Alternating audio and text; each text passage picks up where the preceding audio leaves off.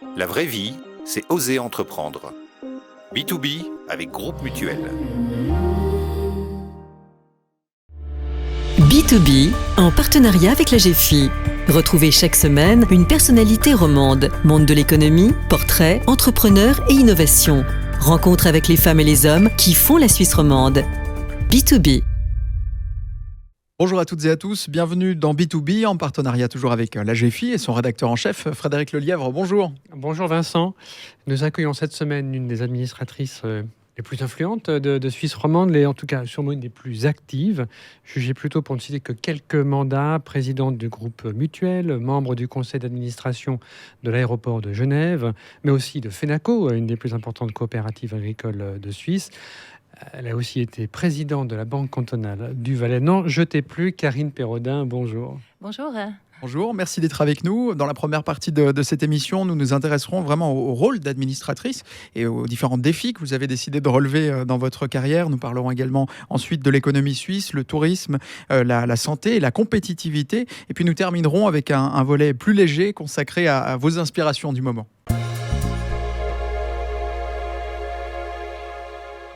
Karine Pérodin, pour planter le décor déjà dans une entreprise, les administratrices, administrateurs ne sont pas forcément les personnes que l'on voit le plus fréquemment lorsque l'on travaille sur le terrain, car elles n'ont pas forcément de fonction exécutive, mais plutôt un rôle stratégique. Alors en quoi consiste-t-il exactement ? Et vous avez raison, c'est vrai que c'est un rôle plutôt discret, qui est peu connu. Finalement, les gens ne comprennent pas encore vraiment ce que fait un conseil d'administration. On a deux rôles fondamentaux qui sont décrits par la loi, finalement, qui sont intransmissibles. C'est un rôle de haute direction et un rôle de haute surveillance. La haute direction, c'est vraiment réfléchir à moyen, long terme à l'avenir de l'entreprise, avoir une vision, une stratégie. Et puis, la haute surveillance, c'est finalement de suivre la mise en œuvre de cette stratégie avec des indicateurs réguliers, mais aussi de prendre en compte les risques potentiel de l'entreprise, s'il y a un système de contrôle interne, une organisation, une gouvernance adéquate qui permet finalement la réalisation de la stratégie. Mais je pense que notre responsabilité première en tant que conseil d'administration, c'est toujours avoir à l'esprit l'intérêt du développement de l'entreprise. Donc c'est vraiment de se concentrer sur ça, c'est-à-dire le développement de l'entreprise avant tout, et c'est finalement comme un intérêt suprême. Voilà. Comment devient-on administratrice d'une entreprise du coup ? Alors voilà, c'est souvent un parcours, il est souvent rempli d'opportunités qu'il faut saisir. Moi, j'ai eu la chance de rentrer dans mon premier conseil d'administration à 26 ans. C'était une opportunité unique, c'était un défi aussi.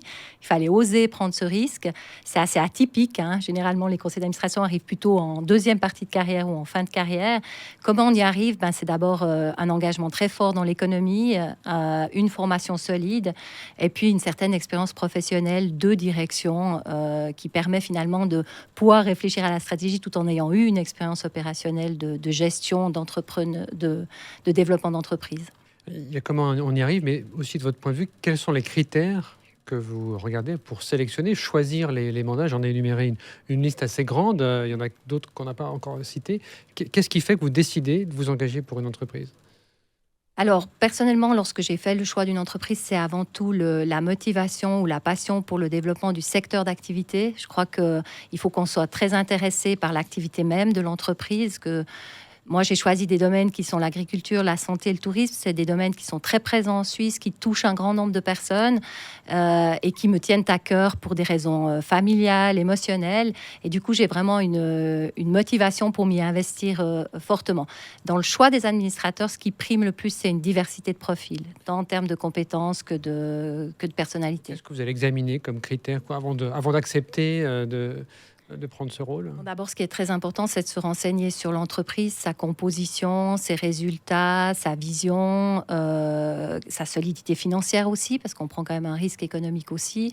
Et puis finalement, les personnalités qui la gèrent au quotidien, parce que c'est aussi une question d'affinité avec les personnes, comme dans chaque job de tout le monde.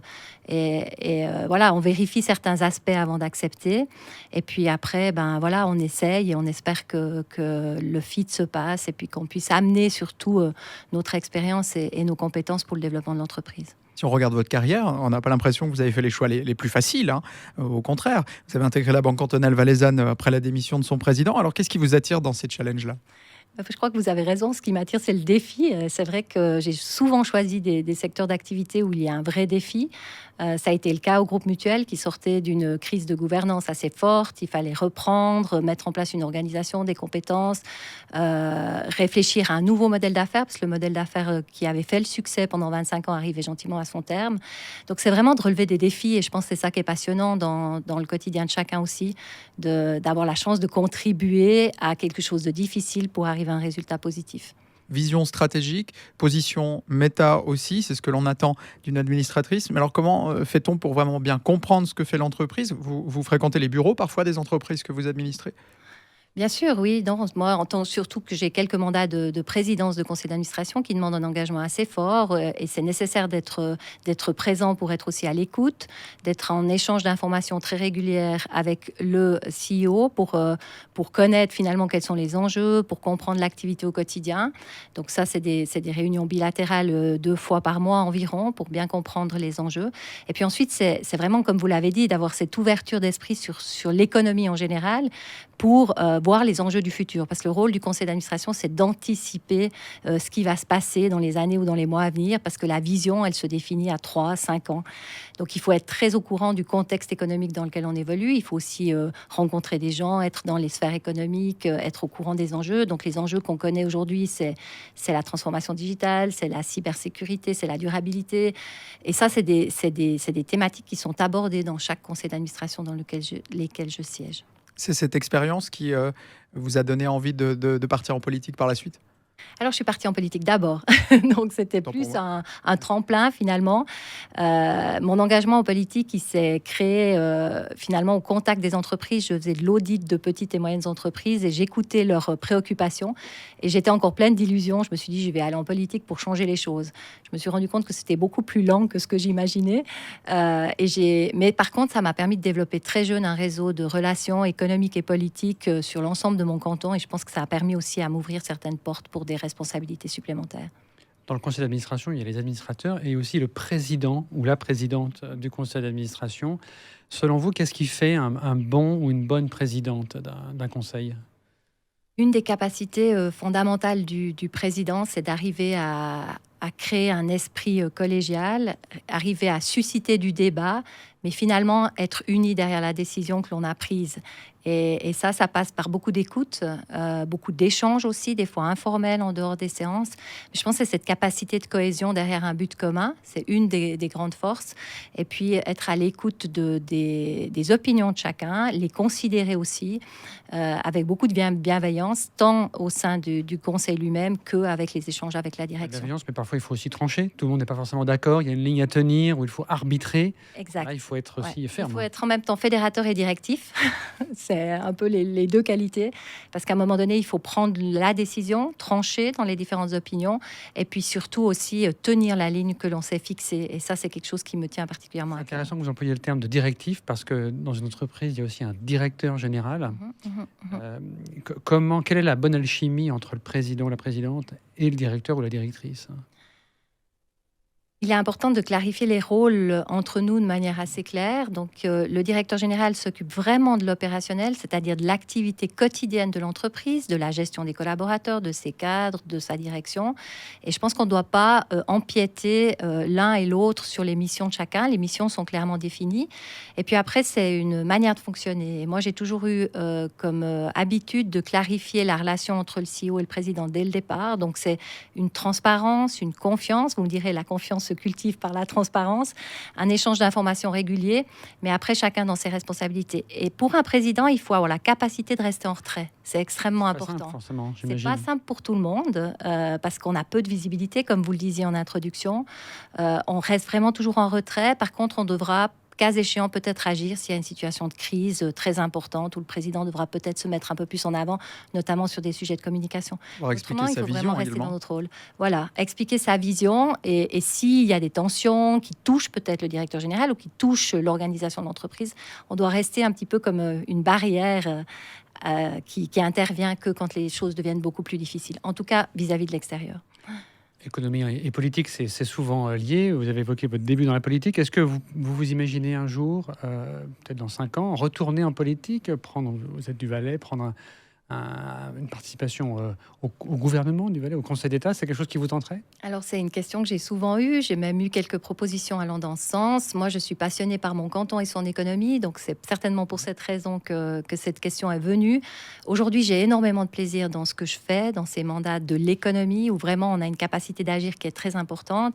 Et puis surtout, j'ai des défis encore à relever. Et je me suis donné comme engagement personnel de finaliser ces défis avant de prendre d'autres engagements. Donc, peut-être un jour, je ne ferme pas la porte, mais pas tout de suite. Une durée maximale pour administrer une société à un moment donné où on sent que peut-être on doit passer à autre chose, qu'on a fait son temps dans l'entreprise? C'est une très bonne question parce que je suis très favorable au fait de dire qu'il faut qu'il y ait des changements réguliers au sein des conseils d'administration. Souvent, dans la plupart des conseils d'administration, il y a des durées de mandat qui sont d'une 12aine d'années et je trouve que c'est 100% juste. Moi, j'ai été une fois un peu pénalisée par cette question. C'était à la Banque cantonale du Valais où j'ai stoppé après 12 ans, mais j'avais à peine 40 ans. Et puis, mais je trouvais malgré tout que c'était vraiment une bonne chose parce que j'estime qu'après 12 ans, on a amené ce qu'on pouvait amener à l'entreprise, on a amené nos idées et puis des nouvelles personnes amènent autre chose, d'autres expériences, d'autres compétences, d'autres idées. Et je pense que c'est une bonne chose. Après, dans les sociétés familiales, où on est en même temps propriétaire, membre du conseil d'administration, c'est un peu différent. Mais dans des institutions où il y a des administrateurs indépendants, je pense que c'est bien d'avoir un certain changement, une certaine rotation des membres du conseil.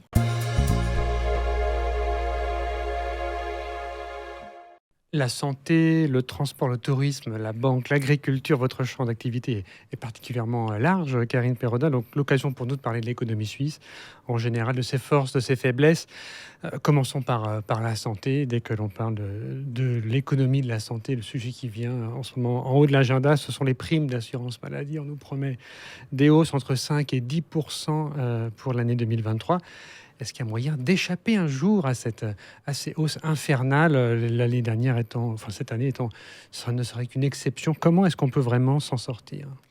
Ce que j'aimerais peut-être dire en introduction, c'est qu'on a la chance en Suisse d'avoir un système de santé qui est de qualité, qui fonctionne très bien. On l'a vu pendant la pandémie, mais très cher. Et vous avez raison. Et de plus en plus cher. Et de plus en plus cher. Et ça devient très urgent de prendre des mesures pour réduire ces coûts. Alors souvent, on met le doigt sur l'assureur, l'assureur maladie, dans ces discussions. J'aime à rappeler presque à chaque fois que j'ai l'occasion que finalement, l'assureur maladie, le coût de l'assurance sur 100 francs de prime, c'est 5 francs. Donc, même si on est super efficace et qu'on améliore nos processus, ce sera 3,50 francs au lieu de 5. Mais on devrait s'occuper essentiellement des 95% et des 95 francs restants. Et sur ces 95, une grande partie, c'est les médecins et les pharmacies. Et puis, les autres prestataires de soins font les 95. Donc, on doit s'attaquer au vrai problème pour essayer de... Il faut trouver un moyen Voilà. que assureurs, médecins, structures hospitalières, les hôpitaux fonctionnent de manière moins coûteuse. Est-ce que c'est possible ? Alors, mon introduction, c'était pas une volonté de se désolidariser des autres. Je pense qu'on doit vraiment tous ensemble trouver des solutions pour essayer de stabiliser ces coûts de la santé. Je pense qu'on ne pourra pas réduire parce qu'il y a des phénomènes de vieillissement de la population, d'amélioration technologique, de nouvelles thérapies aussi. On parle de thérapie génique. Enfin, voilà, cette évolution-là, on peut juste la freiner, la maintenir. Il y a des solutions claires. Plusieurs études le montrent qu'il y a 20% des interventions qui sont aujourd'hui inutiles ou inefficaces. Donc, il y a quelque chose à faire au niveau des interventions médicales. On peut aussi agir sur les médicaments. Il n'y a aucune explication qui est donnée de manière crédible pourquoi on est plus cher que tous les pays qui nous entourent. Il y a aussi une réorganisation de la planification hospitalière sur des niveaux un peu plus régionaux. Ça a très bien fonctionné pendant la pandémie, donc c'est une des solutions. Et puis finalement, il y a la question du financement, parce qu'on a des faux incitatifs entre l'ambulatoire et le stationnaire. Donc il y a des solutions qui sont sur la table. Ce qui est difficile dans ce contexte d'écosystème de la santé, c'est qu'on a tous des intérêts divergents. Enfin, tous les acteurs ont des intérêts divergents. Donc de réussir à mettre ensemble les acteurs pour arriver à une décision commune, c'est extrêmement compliqué. Ça fait des années qu'on essaye sans beaucoup de succès. Mais à un moment donné, comme vous le disiez tout à l'heure, il faut être directif et peut-être imposer certains choix pour que les choses évoluent. Est-ce qu'à l'étranger, il y a un modèle qui serait intéressant, dont on pourrait vraiment s'inspirer? Je pense à celui aux États-Unis de Kaiser Permanente, qui est un écosystème où tout le monde tire à la même corde, je dirais, ou dans le même sens en tout cas. Est-ce que ça, ce serait une bonne idée? Je pense que vraiment, c'est une bonne idée parce que c'est un modèle qui remet fondamentalement en question le fonctionnement l'environnement. Et je pense qu'on doit vraiment passer par là plutôt que faire des petites mesurettes. Et Kaiser Permanente, c'est un exemple où finalement les intérêts sont mis en commun. Donc il n'y a qu'une société qui gère l'ensemble des prestataires. Donc le revenu, chacun doit tirer à la même corde. Et le deuxième avantage de ce système, c'est qu'il favorise la prévention. Ça veut dire, le modèle, c'est de garder les gens en bonne santé plutôt que soigner les malades. Et c'est un changement fondamental. Il y a des démarches de ce type en Suisse qui ont débuté. Il y a notamment un groupe de cliniques privées qui lance un projet de ce type sur le canton du Jura, un projet pilote intégré.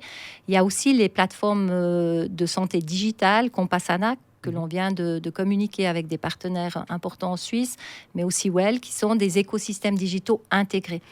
Et ça passe par une intégration des différents systèmes pour qu'on ait un intérêt commun qui soit plus fort. Le groupe dont vous parlez, c'est Swiss Medical Network dans le Jura bernois. Donc vous observez cette expérience avec intérêt? Bien sûr, et je pense que c'est très intelligent de commencer par un pilote parce que ça permettra de voir si ça fonctionne pour ensuite peut-être le développer à une région ou à l'ensemble de la Suisse. En parallèle, il y a un écosystème digital qui est aussi des tests. Nous, on débute avec Compassana qui va améliorer l'accès aux soins aux patients, qui va faire que le système il est beaucoup plus intégré avec des échanges entre les différents partenaires qui sont dans l'intérêt du patient. Ces deux modèles tests qui vont finalement peut-être se rencontrer un jour, mais c'est important de garder de l'innovation aussi dans ce système pour réduire les coûts, notamment.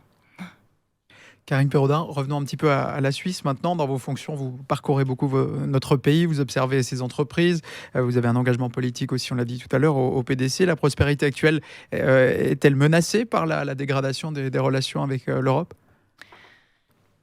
En tout cas, le contexte est extrêmement complexe aujourd'hui. On a énormément d'incertitudes liées à la crise que nous avons traversée, à la crise que nous traversons aujourd'hui, liées aussi aux relations avec l'Europe, aux négociations. Et c'est pour ça qu'il faut être très attentif. La Suisse est un des pays les plus compétitifs du monde. Il a souvent été cité en exemple. Je pense qu'on a une stabilité économique qui est très forte. On a une capacité d'innovation qui est très forte. On a un système d'éducation aussi qui est de qualité. Et puis, on a des instituts de recherche qui sont de renommée internationale, très forts en compétitivité, mais avec des enjeux terribles aujourd'hui qui sont encore accentués par la crise en Ukraine. Donc, soyons attentifs, prenons pas des mesures internes tant au niveau fiscal qu'au niveau emploi du temps flexibilité de l'emploi du temps des gens. Prenons pas des mesures qui sont contre-productives pour garder ce niveau de compétitivité très fort de la Suisse. Donc, soyons toujours attentifs parce que ces évaluations, elles se basent sur le passé et puis on doit avoir plutôt quelque chose de prospectif. Si on prend la stabilité, la relation est moins stable avec l'Union européenne. On parlait de compétitivité des hautes écoles, la recherche, on sait aussi que le lien est cassé avec l'Europe. Donc, on est en train de détricoter beaucoup d'avantages dont on a profité pendant les 20 dernières années, mais on a l'impression que la population ou le Conseil fédéral ou le politique en général ne se rend pas trop compte de ce changement de dynamique, parce que pour l'instant tout va encore bien. Mais ce que vous nous dites, c'est que les 10 prochaines années seront sans doute plus difficiles. Oui, c'est en tout cas un enjeu fondamental et je trouve qu'on devrait s'y préoccuper beaucoup plus. Alors vous dites, et je peux partager cet avis, qu'on ne sent pas vraiment tant au niveau politique qu'au niveau de la population cette inquiétude, et tant mieux parce qu'on est déjà dans un contexte un peu anxiogène. Par contre, si vous parlez avec les chefs d'entreprise, là, il y a une vraie préoccupation quand même. Et je pense que cette voix-là, elle doit être aussi portée de manière plus forte pour dire gardons ce qu'on a de fort et ayons une influence plus forte aussi sur les décisions politiques pour qu'on suive cet élan. La préoccupation que vous entendez, elle est surtout liée à l'Europe ou il y a d'autres éléments? Moi, je pense qu'elle est aujourd'hui surtout liée à l'Europe, mais j'élargirais même parce qu'on voit l'impact de la crise en Ukraine. On voit que les premiers prémices aujourd'hui en Suisse. On a été pour l'instant un petit peu protégés. Mais on voit que les pays environnants, c'est extrêmement compliqué et puis que les conséquences sont à venir. Et je pense que ça, c'est plus large que l'Europe et l'impact sur la Suisse est quand même là. Alors, il y aura peut-être un impact aussi sur un autre sujet qui vous tient à cœur, c'est le tourisme. Vous êtes présidente aussi de Valais Promotion. Ce tourisme, vous le sentez se relever de la pandémie et repartir en cette année, un peu comme en 2019 ? Alors, les indicateurs montrent pour l'exercice 2022 un retour quasi à la normale. Suisse Tourisme disait qu'au niveau des nuitées, on arrivera en 2022 à 84% de ce qui existait en 2019. Donc, c'est plutôt une bonne nouvelle. On le voit aussi en termes de fréquentation à l'aéroport. Les vacances de Pâques ont été excellentes. Les annonces pour juillet et août sont très bonnes aussi. On a cette clientèle suisse qui est beaucoup venue en Suisse pendant la pandémie. Elle va continuer à venir. Donc, on estime estime à peu près 5% Il y a un encore gain, il y a un acquis. d'augmentation. Voilà, il y a un acquis. Je pense que c'est lié à l'activité des acteurs du tourisme qui ont fait preuve d'innovation, qui ont réussi à fidéliser cette clientèle en Suisse. Et je pense que ça, c'est extrêmement fort. Et puis, on a un retour de la clientèle européenne quand même grâce à l'allègement des mesures et c'est tant mieux. Je pense qu'il y a beaucoup d'acteurs du tourisme qui ont beaucoup souffert. C'est un des secteurs quand même qui a été le plus touché par la pandémie. Donc, ça fera vraiment du bien à ces acteurs-là d'être récompensés, même si l'hiver passé, en tout cas dans mon canton, a été très bon en termes de chiffres. Un petit mot peut-être, Karine Perraudin, sur le transport aérien qui reprend progressivement. Vous l'avez évoqué avec les chiffres de Genève Aéroport. Parallèlement, le prix du kérosène qui augmente, les prix des billets d'avion qui augmentent également. Alors, plus loin dans les échéances climatiques aussi, est-ce que finalement le trafic aérien, le transport aérien ne doit pas revenir à un état de marché de niche ? En tout cas, on doit se poser cette question parce qu'il y a une sensibilité de la population qui est très claire sur la durabilité, sur l'impact écologique, sur le bruit aussi. Donc, on doit être sensible et être à l'écoute du consommateur, comme dans toute entreprise, des habitudes du client qui évoluent. On voit quand même que la reprise se fait assez naturellement, donc il n'y a pas eu fondamentalement de changement d'habitude pour l'instant, mais c'est peut-être un réflexe parce que tout le monde a eu un manque de voyage et puis revient à des habitudes du passé. Ça ne veut pas dire qu'à moyen long terme, il n'y a pas une remise en question du modèle. Donc, c'est exactement des points qui sont réfléchis et travaillés au sein du conseil d'administration de l'aéroport aujourd'hui même. Donc, c'est des enjeux, vous avez raison. Est-ce que c'est pas plutôt une transition, parce qu'on sait que des avions de nouvelle génération arriveront dans... Alors, c'est dur d'avoir une date précise de quand l'avion à hydrogène ou d'autres types du carburant vert viendra, mais une fois que ces technologies seront au point, rien ne nous empêchera de voler comme avant. Exact, tout à fait. Et il y a encore tellement d'éléments inconnus et d'incertitudes sur l'évolution de ces technologies qu'on doit en tenir compte. Et puis ça bouleversera finalement complètement nos habitudes et finalement toutes les avis qu'on a aujourd'hui seront remodelés en fonction de ces nouvelles technologies. Et tant mieux, c'est une chance parce qu'on en a besoin. Parce qu'on est encore pour l'économie locale. On est encore loin de pouvoir faire voler des avions à l'hydrogène aujourd'hui ou avec des algues comme Airbus fait des tests. Il y a une question de timing et il y a une question de fiabilité de ces technologies dont on connaît encore assez peu aujourd'hui l'existence. Mais ce qui est sûr, c'est que c'est des modèles qui vont évoluer et tant mieux parce que ce trafic aérien est très important pour l'économie locale, pas seulement de Genève, mais de toute la région. Donc, de pouvoir maintenir quand même une activité, c'est extrêmement important. Dernière question pour conclure cette partie sur le tourisme. Votre canton, la loi Netflix a été acceptée par le peuple, donc davantage d'argent sera investi, on peut espérer, par Netflix dans une série. Peut-être. Alors, il y a eu une série policière un peu loufoque, plutôt pour les Suisses allemands, en Valais, qui a été tournée, L'Autre Sugar, c'est comme ça qu'on exactement. qu'on dit. Moi, je la regarde avec les sous-titres parce que moi mon aussi. suisse allemand n'est pas... Mais vous voyez ça comme une occasion de vraiment faire du Valais une terre de tournage?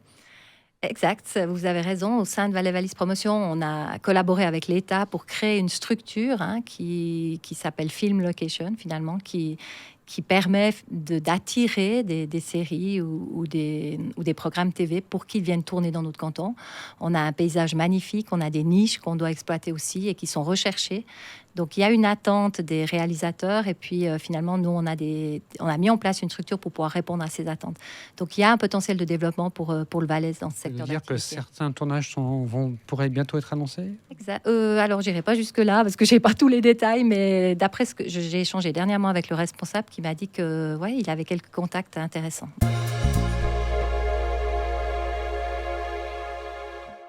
Karine Perraudin, pour terminer cette émission, quelques questions un petit peu plus personnelles. Alors, on parlait de Netflix tout à l'heure. Quelle est la série télé que vous regardez en ce moment sur Netflix ou ailleurs, une autre plateforme? Alors, j'ai regardé quelques séries. Je regarde Suits maintenant, là, cette série avec les avocats. J'aime beaucoup parce qu'il y a beaucoup de négociations. Mais franchement, je trouve que c'est vite chronophage. Ça prend énormément de temps. La dernière fois que j'ai fait le calcul, je me suis dit, j'ai quand même passé 42 heures à regarder une série. C'est une semaine ou un peu moins de travail. Donc, j'essaie d'éviter parce que je me prends vite au jeu. Et puis, j'ai pas beaucoup de temps. Donc, voilà. Le dernier livre qui vous a marqué ? Alors, je lis seulement en vacances. Le reste de l'année, je lis beaucoup les médias parce que j'ai déjà peu de temps. Et puis, je trouve que c'est important de rester, comme je le disais tout à l'heure, informé. Donc, j'essaie vraiment de m'intéresser plutôt à ça qu'aux livres. Autrement, ce que j'aime bien, c'est les biographies de politiciens ou de politiciennes. Ça ne vous surprend pas. Ou aussi, peut-être, les témoignages de vie, en fait. Donc, voilà. Mais c'est plutôt pendant mes vacances. Et puis le petit plaisir que vous aimeriez vous accorder si vous aviez 2 heures de libre devant vous. Alors, peut-être que j'irai faire une petite marche en montagne, respirer le bon air. Avec ce temps-là, franchement, quand je suis partie ce matin, j'ai presque hésité. Est-ce que, est-ce que je pars à la montagne ou est-ce que je vais au travail? Donc, voilà. Votre dernier achat de plus de 1000 francs?